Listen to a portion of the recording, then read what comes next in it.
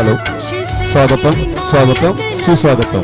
सार्वजनिक गणेशोत्सव युवा मित्रमंडळातर्फे इथे आपल्याकडे शांतता कमिटीचे सदस्य त्याच पद्धतीने परीक्षक आलेले आहेत. त्यांचं सर्वप्रथम खोणीगाव ग्रामस्थांतर्फे व युवा मित्रमंडळातर्फे हार्दिक आभार मानतो. त्याच पद्धतीने सर आपण इकडे पुढे जातो तर भिवंडीची वाहतूक कोंडी म्हणजे वेळेचं चुकलेलं गणित, म्हणजे अशा पद्धतीची वाहतूक कोंडी यावेळेस होती की आपण सर्व शांतता समितीचे सदस्य चांगले इतर अधिकारी यांनी प्रयत्न करून देखील ती आपण आटोक्यात आणू शकलो नाही आणि शेवटी आपले बाप्पा हे ट्रॉफिकच्या याच्यामध्ये अडकत आले. त्याच पद्धतीने सामाजिक एकता, जातीय सलोखा आणि राष्ट्रीय एकात्मतेचे प्रतीक म्हणजे आपली भिवंडी. 1984 पासून ते 2025 पर्यंत अनेक समाजकंटकांनी भिवंडीची शांतता भंग करण्याचा प्रयत्न केला. मात्र भिवंडीतील पोलीस अधिकाऱ्यांनी, पोलीस कर्मचाऱ्यांनी, शांतता कमिटीच्या सर्व सदस्यांनी, सामाजिक कार्यकर्त्यांनी, राजकीय पुढाऱ्यांनी, पत्रकार बांधवांनी भिवंडी शहरातील सामाजिक एकता, जातीय सलोखा आणि राष्ट्रीय एकात्मता जपून भिवंडीला शांत ठेवण्यासाठी प्रयत्न केला. अशा सर्व भिवंडी वारसांना युवा मित्र मंडळाचा मानवंदना दिलेली आहे. त्याच पद्धतीने अतिप्रसंगामध्ये ज्या काही आपल्या शासकीय यंत्रणा काम करतात त्याच्यामध्ये सर्वप्रथम हे जे आपल्या पोलीस यंत्रणा आहे, BSF आहे, आर्मी आहे, यांना आपण इथेची मानवंदना दिलेली आहे. स्त्री शक्तीला मानवंदना दिलेली आहे.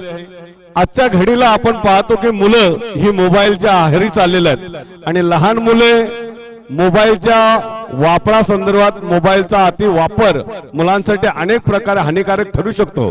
पालकांनी या समस्येवर वेळीच लक्ष देणे आवश्यक आहे, कारण यामुळे मुलांच्या शारीरिक आणि मानसिक आरोग्यावर गंभीर परिणाम होत आहेत. याबद्दल आपण सूचना केलेल्या आहेत. पर्यावरणाविषयी इथे आपण जागरूकता पाळली पाहिजे या दृष्टिकोनातनं लोकांना संदेश दिलाय. सर्वात महत्त्वाचा सध्या विषय असलेला भारत को स्मार्ट मीटर की नहीं, भारत को स्मार्ट स्कूल और स्मार्ट शिक्षा और स्मार्ट टीचर की जरूरत है. या आपल्याला खास करून समाजाला सांगायचं होतं आणि त्या पद्धतीने आपण सांगितलेले. आता सध्या आपण पाहतो की महाराष्ट्रामध्ये किंवा इतर संपूर्ण देशभरामध्ये भ्रष्टाचार हा अतिशय पद्धतीने जास्त प्रमाणात वाढलेला आहे आणि त्यामुळे आपण जर बघितलं तर आत्मा उसी दिन मर जाती है जब 80,000 सैलरी कमाने वाला अधिकारी 300 रुपये कमाने वाले मजदूर से रिश्वत मांगता है. हे अवेअरनेस आपल्या प्रत्येक माणसामध्ये आलं पाहिजे की माझा पगार जर 80,000 आहे तर 300 रुपये कमवणाऱ्याकडनं मी कशा पद्धतीने रिश्वत मागावी याचा विचार प्रत्येकाने केला पाहिजे. म्हणून त्याला आपण इथे संकल्प करूया, भ्रष्टाचार मुक्त महाराष्ट्र करूया. त्यानंतर आपण पाहतो की ऑपरेशन सिंदूर एअर स्ट्राईक मध्ये प्रमुख भूमिका निभावणाऱ्या या नारी शक्तीला युवा मित्र मंडळाचा मानाचा मुद्रा आहे. या 2 वीरांगणा त्याच्यामध्ये प्रमुख भूमिका, तर त्यांनी जी भूमिका निभावलेली आहे त्यांना मानवंदना दिलेली आहे. तर अजून बरं पडलं असं. हो, त्यानंतर आपण बघतो की 1 कोटीची स्कॉलरशिप मिळवणारी महाराष्ट्राची पहिली व पिंपरी चिंचवड ते जपान पर्यंत यशस्वी प्रवास करणारी विद्यार्थिनी श्रावणी टोणगे हिला युवा मित्र मंडळाने मानाचा मुद्रा केलेला आहे. कारण 1 कोटीची स्कॉलरशिप मिळवणं छोटी गोष्ट नाही. जर्मन संस्था पूर्ण शिष्यवृत्ती मिळालेल्या या नागरी शालेच्या विद्यार्थीला PCMच्या आयुक्तांनी घरी जाऊन भेट दिली आणि नुसती अशी भेट नाही दिली, ते घरी जात असताना पूर्णपणे पावसात भिजले होते तरी देखील आपल्याकडे जर कर्तृत्व असेल तर आपला सन्मान करायला गव्हर्नमेंटचे अधिकारी किंवा इतर लोक येतात. अशा पद्धतीचे आपण इथे हे दिले आहे. आज आपण पाहतो की भारताचा बुद्धिबळ क्षेत्रामध्ये दिव्या देशमुख यांनी सुवर्ण युगाची सुरुवात केली आणि 2024 ते 2025 या कालावधीमध्ये भारताला बुद्धिबळात मोठं यश मिळवून देणाऱ्या दिव्या देशमुखला देखील आपण अभिनंदन दिलेलं आहे. त्यानंतर आज आपण पाहतो की स्त्री पुरुष समानता, स्त्री पुरुष आहे समान, दोघेही उंचालतील देशाची मान. आज आपण बघतो की जगात जाती फक्त 2च असतात, एक म्हणजे पुरुष आणि दुसरी म्हणजे स्त्री. जगामध्ये मानवतेपेक्षा मोठा कोणता धर्म नाही आणि म्हणून आपला धर्म कोणताही असो परंतु आपण कर्म चांगले केले पाहिजेत, कारण परमात्मा धर्म पाहत नाही तर चांगले कर्म पाहतो, हा संदेश इथे देण्याचा प्रयत्न केला। आजच्या घडीला आपण पाहतो की आजच्या घडीला वीज या अत्यावश्यक सेवेमध्ये मोडत असताना 1 जुलै 2025 पासून भिवंडी टोरंट पॉवर लिमिटेडने फ्रँचायझीच्या माध्यमातून सर्व घरगुती व्यावसायिक औद्योगिक सार्वजनिक सेवा ग्राहकांना मीटर मध्ये 100 युनिटच्या पुढे 11.10 नी दर वाढवले आहेत। जेव्हा आमच्या देशाचे आदरणीय पंतप्रधान नरेंद्र मोदीजी म्हणतात की आपल्या देशात वीज ही 1 रुपया 10 पैशामध्ये बनते आणि अत्यावश्यक असलेली वीज ही 1 रुपया 10 पैसे बनत असताना देशाच्या सर्वसामान्य नागरिकांनी घरगुती वापरासाठी हीच वीज 11 रुपये 10 पैशांना कशी विकत घ्यायची? त्याच पद्धतीने वीज दरामध्ये केलेली ही दरवाढ सामान्य नागरिकांना परवडणारे आहे का, असा आपण नागरिकांनाच प्रश्न केलेला आहे। कारण खऱ्या अर्थानं बघायला गेलं तर 0 ते 1 युनिट 100 युनिटचा दर हा 4 रुपये 28 पैसे आहे आणि 100 ते 300 युनिटचा दर हा 11 रुपये 10 पैसे केलेला आहे आणि 300 ते 500 युनिटचा दर सर 17 रुपये केलेला आहे। तर हा खूप गंभीर प्रश्न आहे। ती पर्ची मला त्या बिलाला पर्ची आहे बघा, ती पर्ची आणली तर बरोबर। हा आपला इथून गणरायांच्या स्टेजची सुरुवात झाली, आम्ही आपलं स्वागत करतो।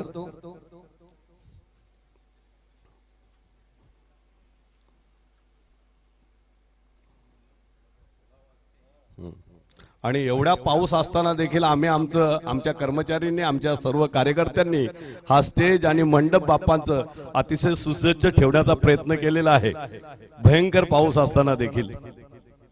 आपण पाहतात आपलं स्वागत आहे। सर्वप्रथम आपण इथे बसून आपण पहिले क्लिप पाहू आणि नंतर त्या विषयावरती आपण चर्चा करू।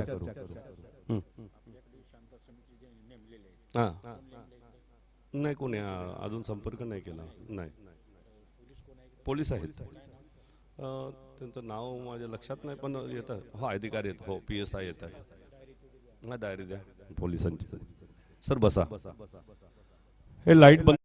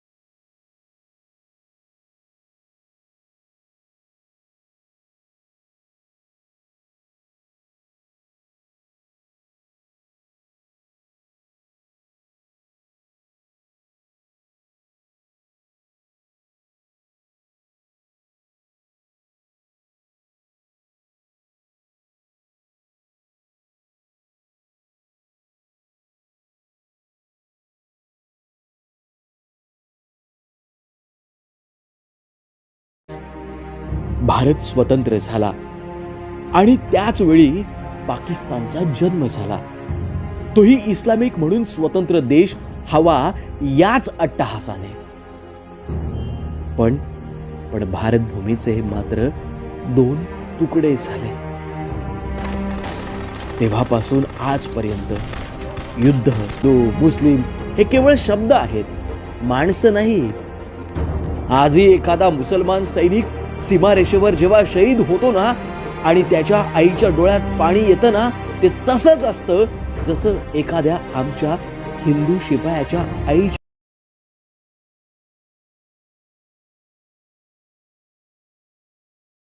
डोळ्यात तरळताना दिसतं। मंडळी, पाकिस्तानने धर्माच्या नावावर दहशतवाद जन्माला घातला, काश्मीरमध्ये रक्तस्राव केला, भारतानं एकतेचं पाणी पाजलं। भारतामध्ये प्रत्येक जाती धर्माचा माणूस तिरंग्याखाली उभा राहतो।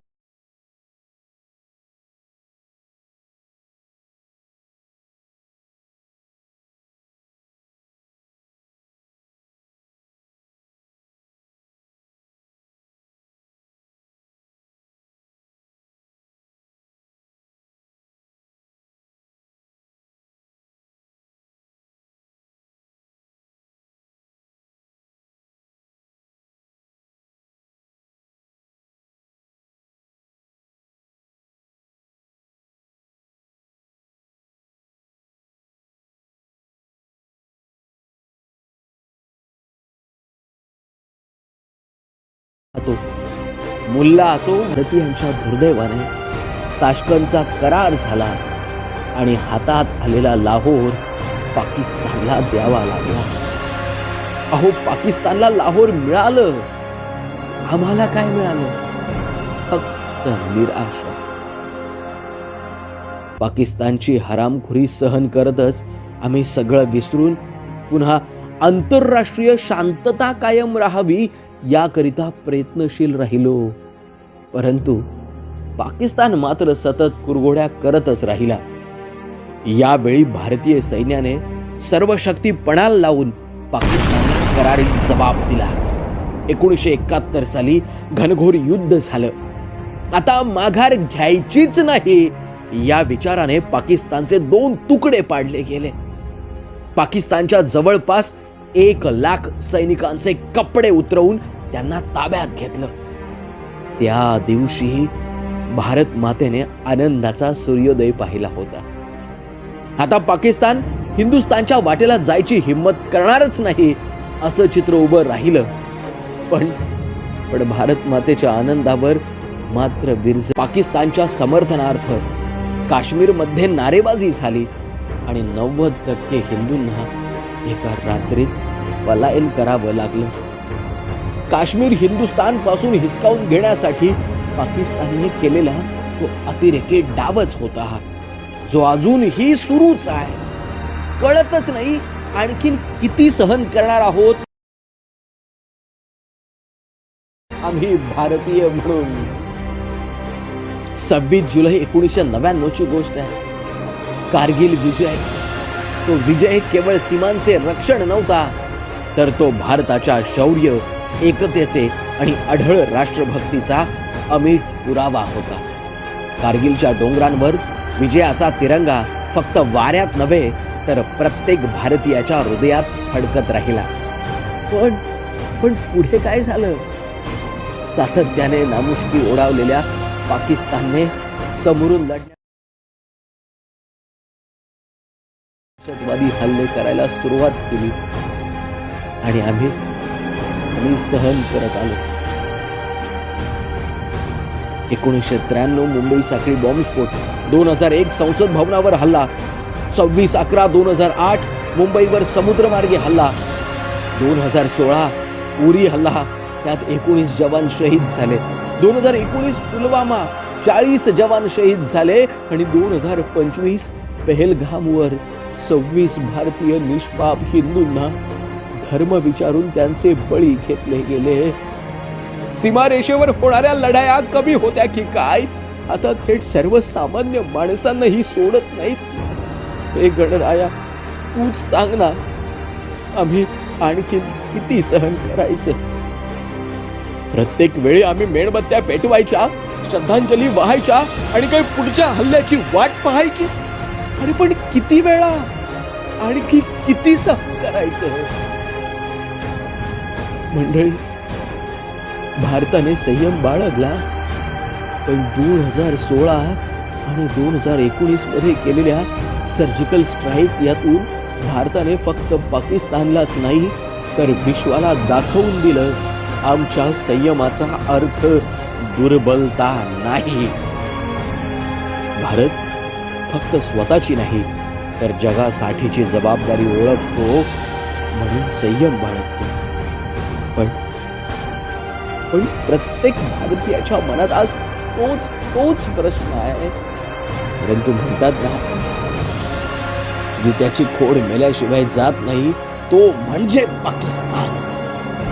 हरामखोर पाकिस्तानने पुन्हा एकदा 22 एप्रिल 2025 रोजी भारत मातेच्या 26 निष्पाप नागरिकांना मारून आपला खरा आतंकवादी चेहरा दाखवला आणि आमच्या माता भगिनींच्या कपाळावरचं कुंकू पुसलं गेलं. नीच पाकिस्तान आणि त्यांच्या हरामी आतंकवाद्यांना आमच्या माता भगिनींच्या कपाळावरील कुंकवाची किंमत काय माहीत असेल? संपूर्ण भारत देशातील नागरिकांमध्ये रोष होता, बदल्याची अग्नी होती. प्रत्येकाच्या मनामध्ये या अग्नीनं पेट घेतला होता. भारतीय सैनिक, भारतीय नागरिक आता मात्र पाकिस्तानचा कायमचा खात्मा करण्याचा मनसुबा बाळगून होते. बस अजून किती सहन करायचं या प्रश्नाचं उत्तर आणि या प्रश्नाला संपवण्यासाठी प्रत्येक जण सज्ज होता. सैनिकांना आदेश मिळताच सैनिकांनी पाकिस्तानला आपली जागा दाखवण्याची दिशा ठरवून ऑपरेशन सिंदूर सुरू केलं. आता मात्र पाकिस्तानचा कायमचा बंदोबस्त करूनच सैनिक परत येतील असं वाटायला लागलं होतं. या पद्धतीचे वातावरण प्रसार माध्यमांकडून भारतभर तयार झाले. कारण या अगोदर भारतीय सैनिकांनी पाकिस्तानच्या प्रत्येक हल्ल्याचे प्रतिउत्तर देताना यशस्वी लढे दिले आणि पाकिस्तानला नमवलं सुद्धा होतं.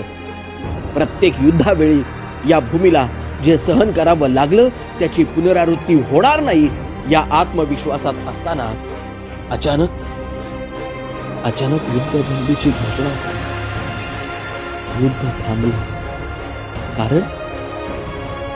कारण भारत शांतता प्रिय आहे ना. भारताची परंपरा ही उदात्त विचारसरणीची राहिली आहे ना. अहो याचाच गैरफायदा त्या पाकड्यांनी घेतला. भारत मातेच्या सुपुत्रांचा टाहो ऐकू येतोय का रे गणपती बाप्पा? आणखी किती सहन करायचं आम्ही? या भारत भूमीमध्ये सामाजिक एकता, जातीय सलोखा, राष्ट्रीय एकात्मतेला बाधक ठरणाऱ्या या पाकिस्तानचा कायमचा बंदोबस्त झाला पाहिजे. उठा, जागे व्हा आणि राष्ट्रनिष्ठेच्या, धर्मनिष्ठेच्या, सामाजिक एकतेच्या, राष्ट्रीय एकात्मतेच्या विचारानं पेटून उठा आणि एक अखंड भारताच्या दिशेनं पुन्हा एकदा वाटचाल करूया. बोला गणपती बाप्पा मोरया.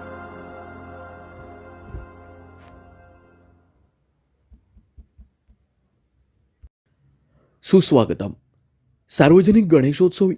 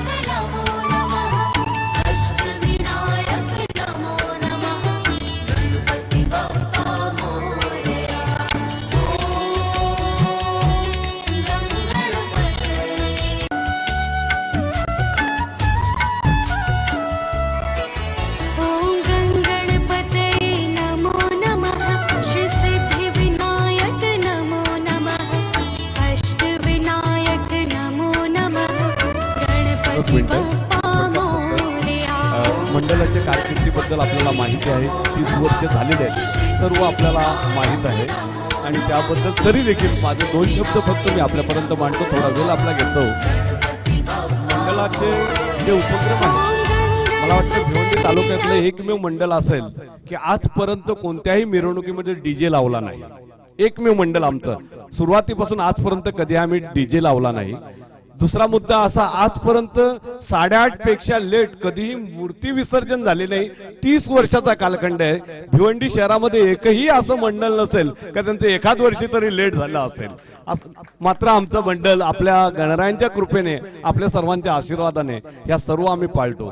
तिसरा मुद्दा असा का इतर कोणतंही मंडळ गणेश घाटावरती विसर्जनाची व्यवस्था करत नाही. युवा मित्र मंडळ असं भिवंडी तालुक्यातलं एकमेव मंडळ आहे ते गणेश घाटावरची प्रसादाची, पानपोईची आणि विसर्जनाची व्यवस्था देखील करतात. आणि हे 30 वर्ष टब्बल सुरू आहे. या 3 जर गोष्टी, आणि त्यानंतर प्रत्येक गणेश घाटावरती प्रत्येक गणरायांची आरती वेगवेगळी होते. मात्र आपल्या गणेश घाटावरती सामूहिक आरती, एकच आरती होते. आणि त्याच्यामध्ये युवा मित्र मंडळाने सुरुवात केली. त्यासाठी आम्हाला काही सहनही करायला लागलं, लोकांचे शब्दही ऐकायला लागले. मात्र आज लोक त्याला दाद देतात आणि चांगलं बोलतात. तुम्ही सुरुवात केली ते खूप चांगलं झालं. धन्यवाद.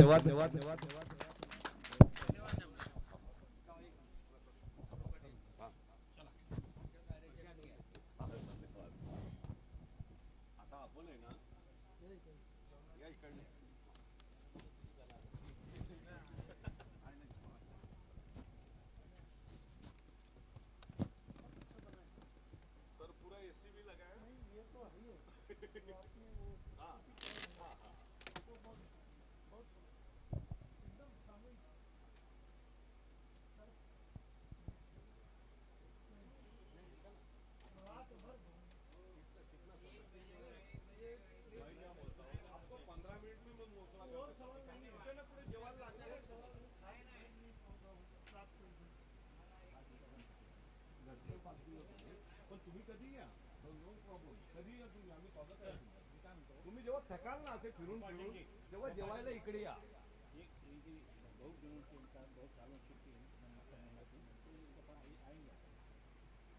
आज का मैंने प्रोग्राम रेडी करके रखा.